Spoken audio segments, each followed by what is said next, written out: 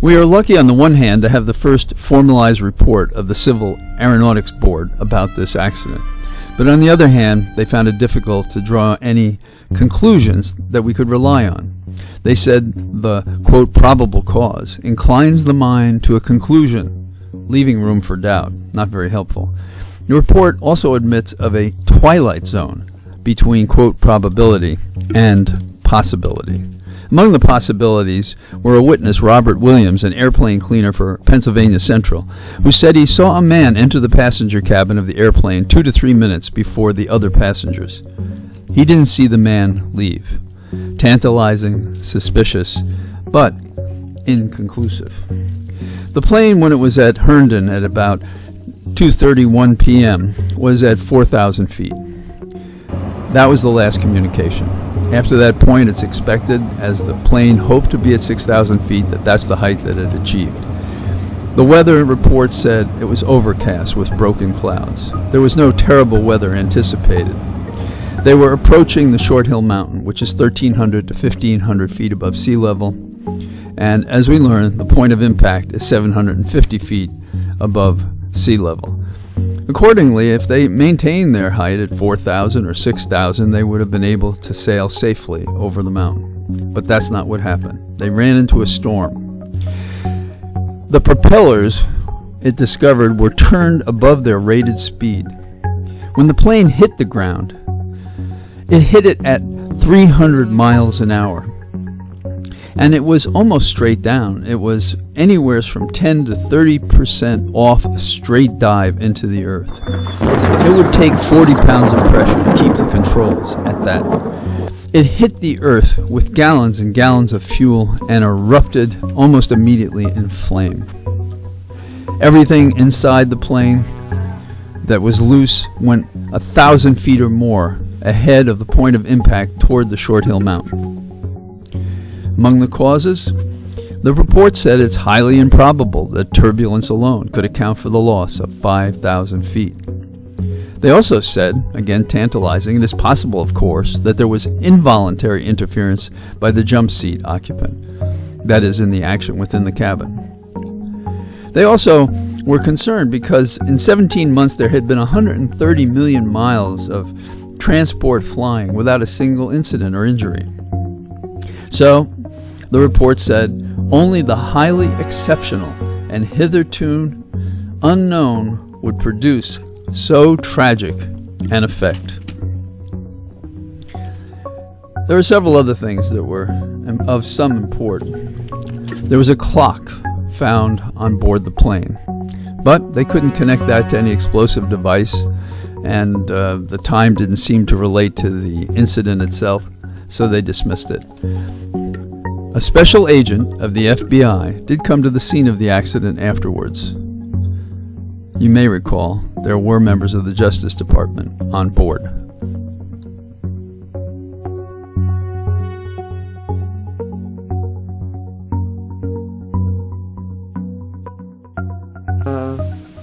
The day after, you couldn't get out of your driveway.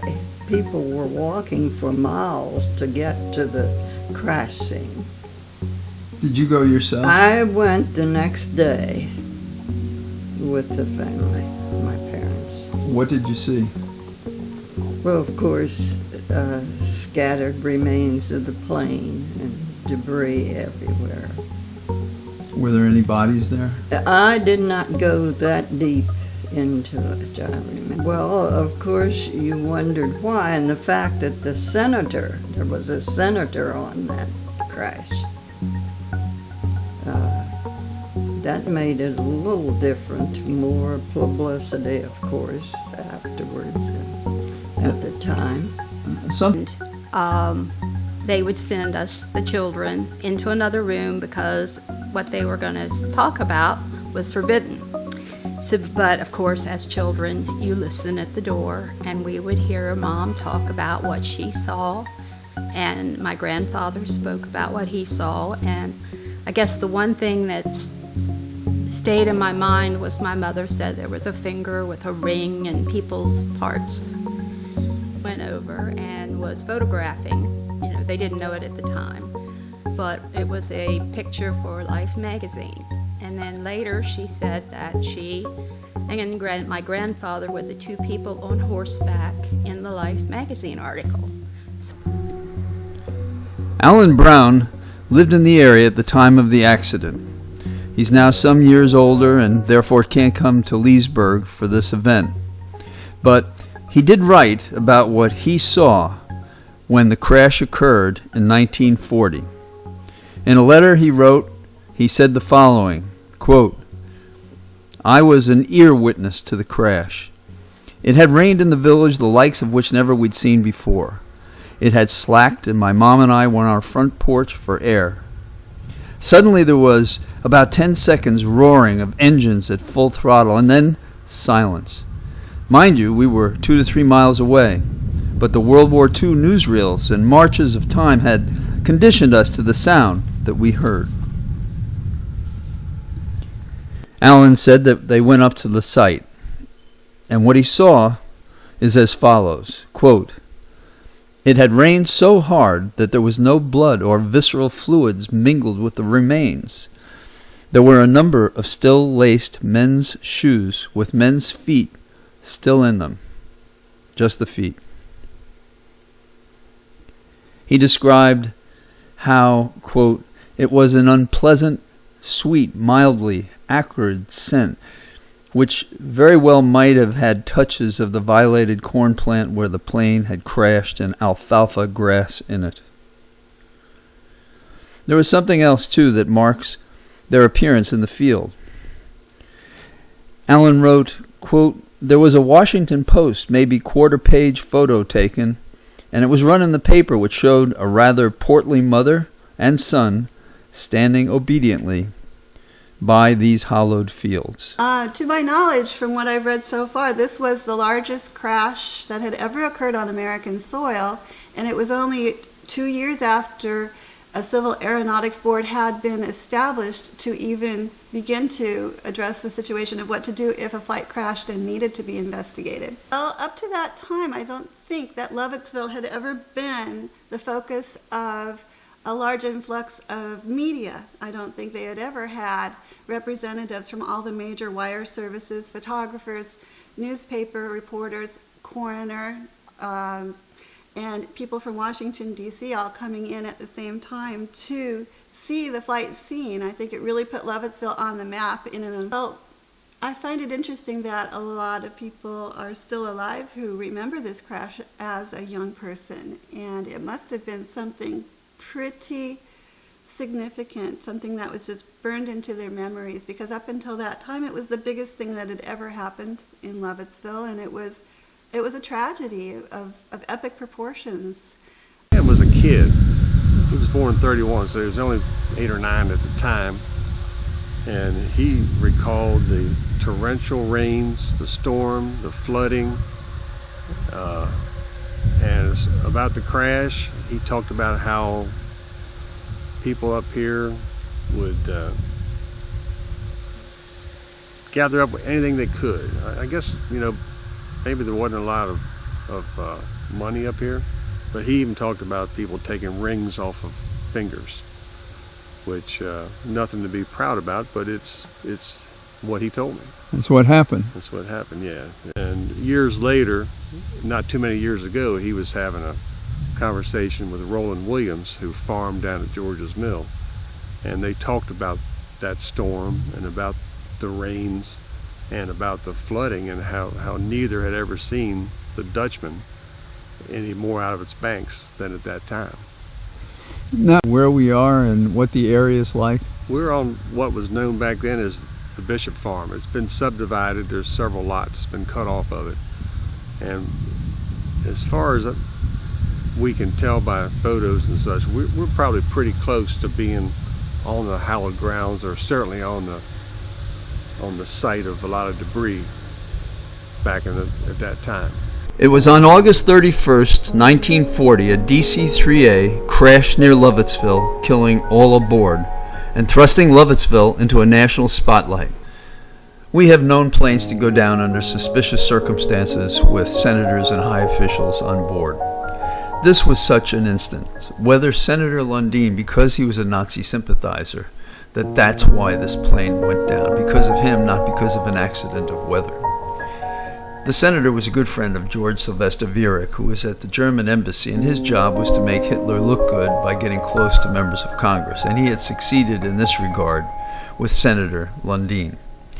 On the flight, to make it even more suspicious, there was an FBI agent, and there was also an attorney from the criminal division of the Justice Department who was investigating Senator Lundin. There was some sort of a scuffle or disturbance before the flight took off, but we never know what that was about because the plane went down near Lovettsville.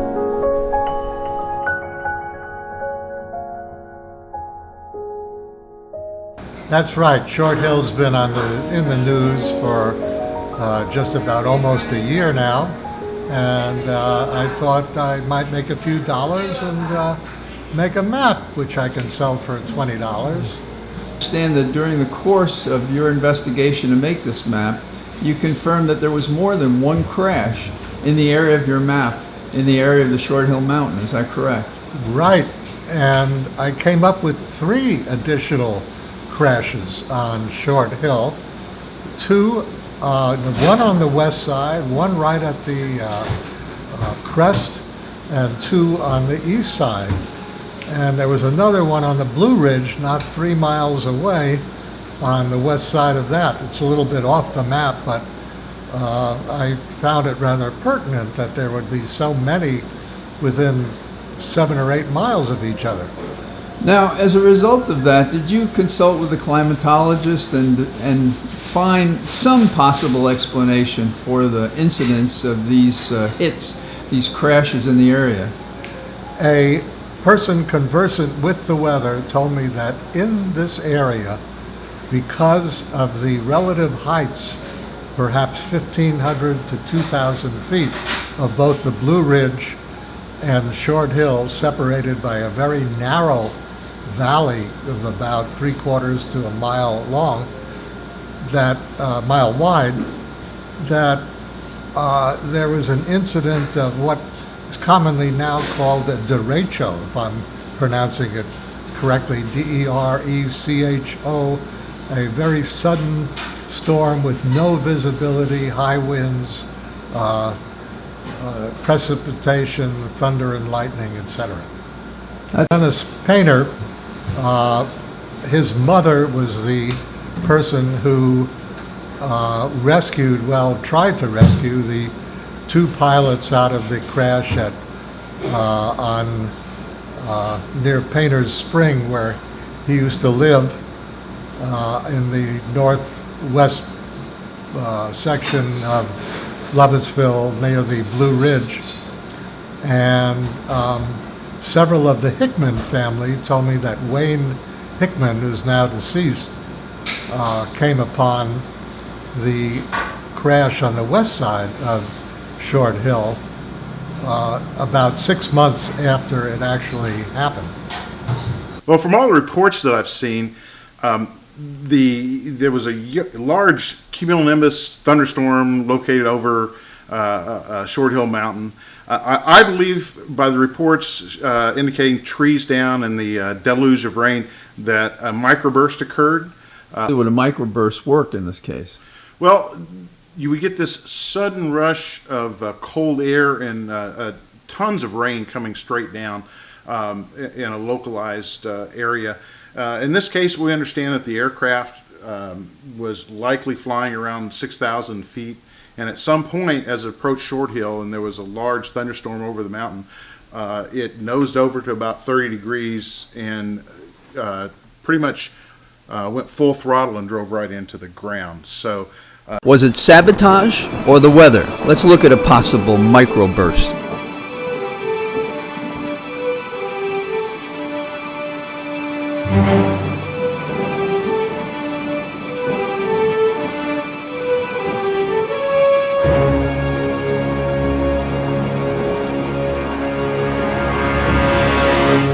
At the outset, we said that the Civil Aeronautics Board had only told us what was probable and not certain. They talked about a twilight zone. So that leaves open to you the mystery of what happened here. Was it sabotage? Was it the weather? Or was it something else that the CAB missed?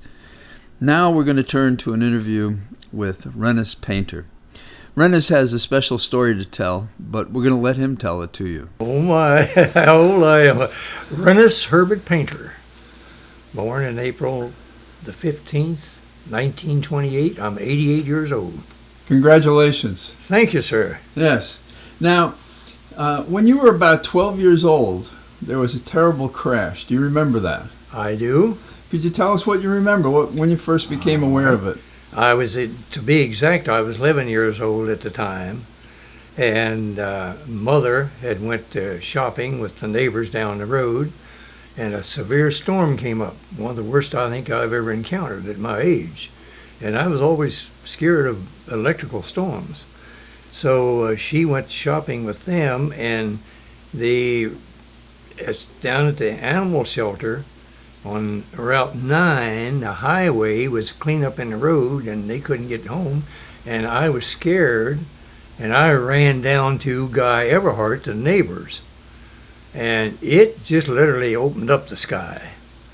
And it poured and poured and poured. And all of a sudden, all we heard was, whoom. And Guy said, oh boy, something happened. And that later on that evening, we found out from neighbor to neighbor then. Telephones wasn't too, well, there wasn't too many around. And Mr. Charlie Stevens, I think, was one of the first ones. And it went from one neighbor to the other, and we found out what happened. So my brother Eugene... So what did happen? Pardon me. That's when it nosedived down between the mountain road. I'll keep my hands still. No, the mountain road move your hands and if you want. X-Line Road in the Bishop Farm. And it was a cornfield. And the corn was, stalks was up pretty high. And it nosedived down into the cornfield. And that's when it exploded. And Eugene, my brother, and I, we went out, rode out on the Sunday morning following that Saturday. Now, how old was your brother at the time? Eugene was, he was about, I'd say maybe 12, 15 years older. See, there was 9 of us in the family altogether. And Eugene, William was the oldest, and then Eugene. He would be about 15, 16, something like that. He was old enough to drive. Right. What was your mom's name? Rosie Mae Painter. And she was caught in a traffic jam elsewhere? On Route 9. On the day of the crash? Of the day of the crash. They had to wait till the road, till the water got down so they could come on home. Did she go with you on Sunday to the site? Oh, no, she wouldn't go. She wouldn't go? No. She said, I don't want to go out there. There was just Eugene and I. And so the 2 boys went? The 2 boys. Okay. And William, I think William might have been married about that time. He wasn't there. He wasn't at the home place. And my sisters, they didn't want to go. So Eugene and I, we took off. So you were the courageous ones? I wasn't when I got there, I'll tell you that. I didn't like what I was saying. What did you see? It was terrible. It was one of the worst things I ever looked at. And we walked through this cornfield, and parts of bodies were strung on the corn stalks and everything like that. And I ran across this one walking around. It was just from the middle of her stomach, her head and everything. That was it. I said, Bubby, I call him Bubby. I said, I got to get out of here. I can't take no more of this. So her body was severed? Yes. That's a from terrible the waist thing. up. Terrible thing to see at your age. Yes, it was. It was. I never forgot it. And you never saw anything like that before? Nope. Nor never since? No, not since either, no, sir. Yeah. I didn't even see the one that happened at Mrs. Darr's property that my mother pulled the 2 out of the plane. Yeah. That was in 1944. Right. I want to talk to you about that in a minute. So. Now, your brother found something that day. Yeah. Well, tell me about that. Well, we were just walking around there, and I said, we had that old Model A Ford. I said, Bubby, I'm going back to the car. I can't take this. He said, hey, look at there. I said, false teeth laying there, gold tooth in it. And he picked it up and throwed it down on a rock. The gold tooth popped out. And until he went to his grave, he had that gold tooth in his possession. Now, did you ever talk to him about why he did that? No, I never did. And I can't understand why he did it. I would not have done it. He wanted something perhaps to remind him He of how- did. I think it wasn't for the gold. No. He wanted just as a souvenir, more or less. Yeah, well, he kept it. He never sold it, Well, right? that's right, exactly. Yeah. Yep. So He just want- wanted to say he had something that he could connect with the plane crash. So it was like a reminder of his mortality in a way. Well, I would assume that would be, yes. Yeah. Some Mhm. people say gold is a sign of eternity, Mhm. because it's a sun symbol and Mhm. stuff like that. Yep. But I guess he couldn't explain why he wanted it either. No, he never. I don't think he ever told anybody why he really did want it. Right. And he lived to be 87 years old, though. But Yeah. Did he tell you what he thought of the scene you both observed? That is, all this death, this gruesome... he just shook his head and said, "My, my!" I said, "What a mess! Yeah. What a mess!" And it was a mess. For so many acres, it just blowed everybody every which way. How many people were there when you went with your brother? There was quite a few standing off in a distance.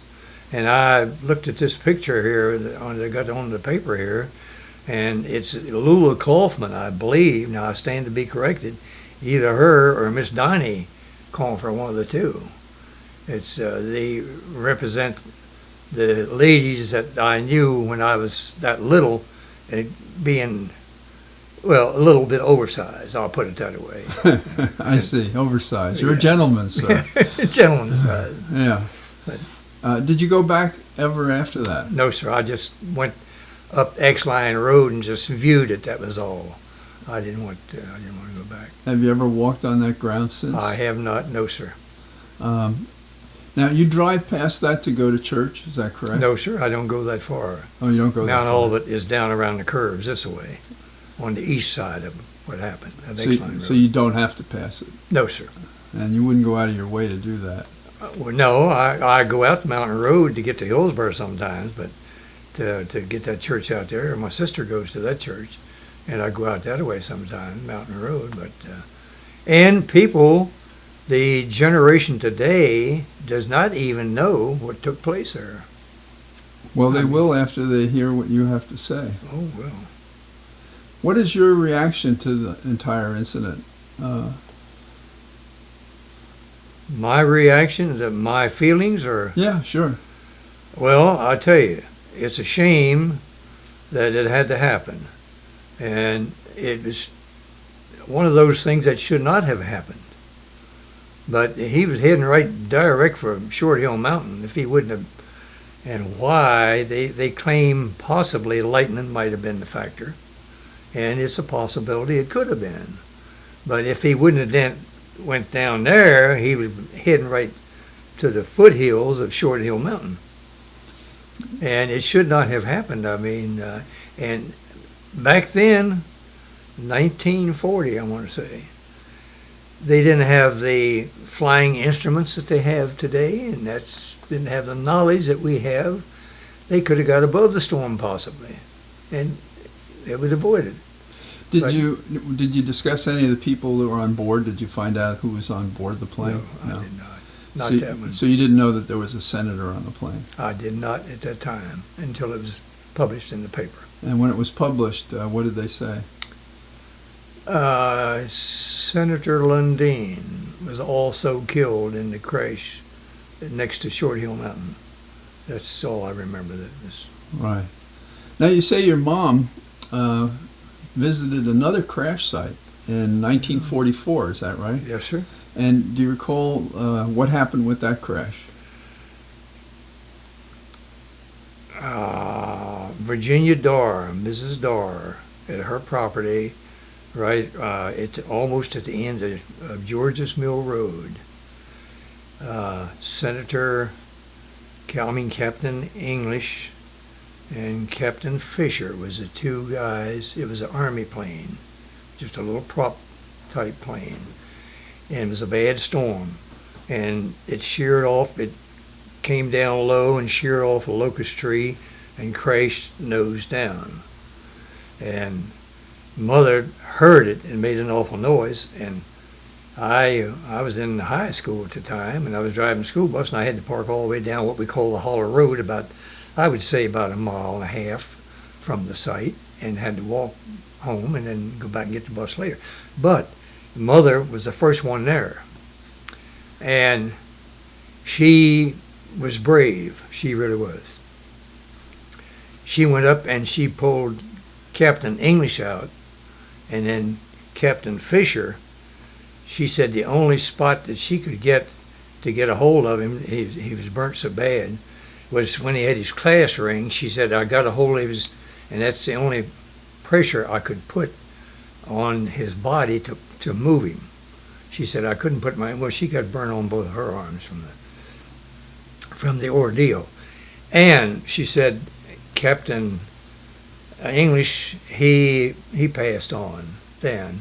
And Captain Fisher was married, but Captain English wasn't. And Captain Fisher kept hollering water. And Mrs. Dara lived in a little log cabin right above where the plane crashed. And she said, Jenny, get me some water, please. And then, of course, he passed away in her arms, right there. In your mom's arms. Now, you said the plane crashed nose down, is that right? That's right. Mm-hmm. So that's very similar to what happened with the crash in 1940, isn't it? That's exactly right. And I would put both cases would be storms, and bad storms. Now, I wouldn't say the lightning struck the plane, but the lightning it might have been a down shear that caused it or something like that. And it sheared, and what actually done it was that when it snapped that locust tree off.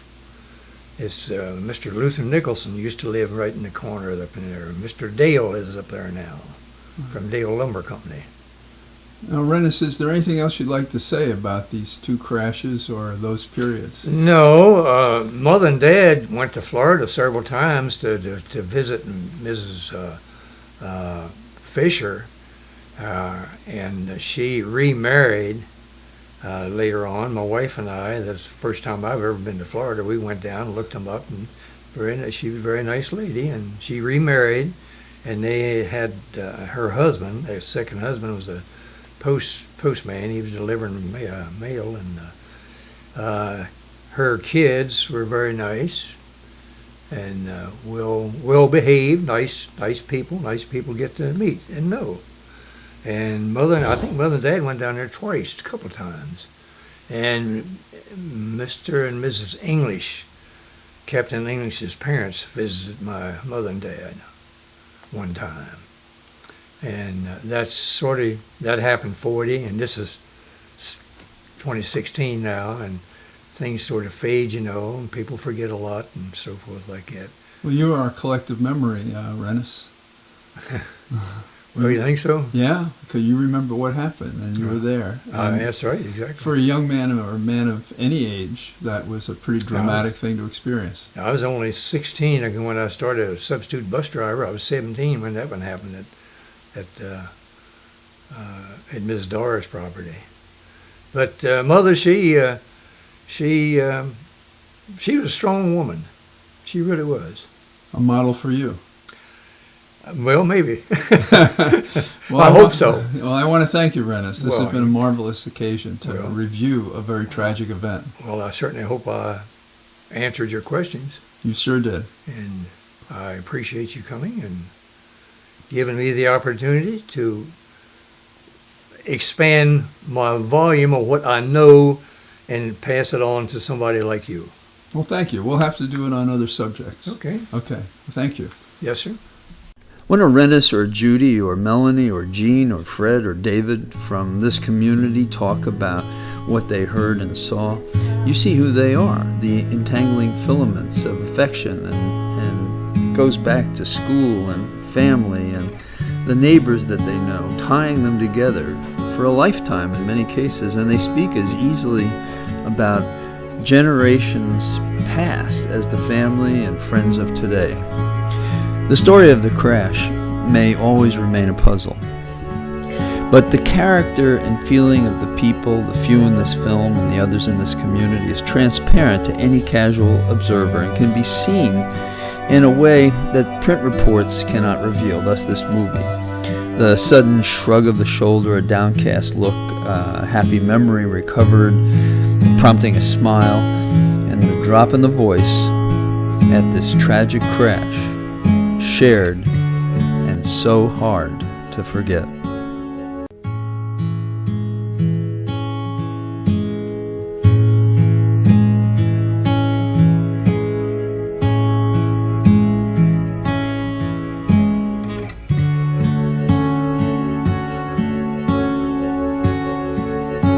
I hope you enjoyed the show. Until next time, all the best.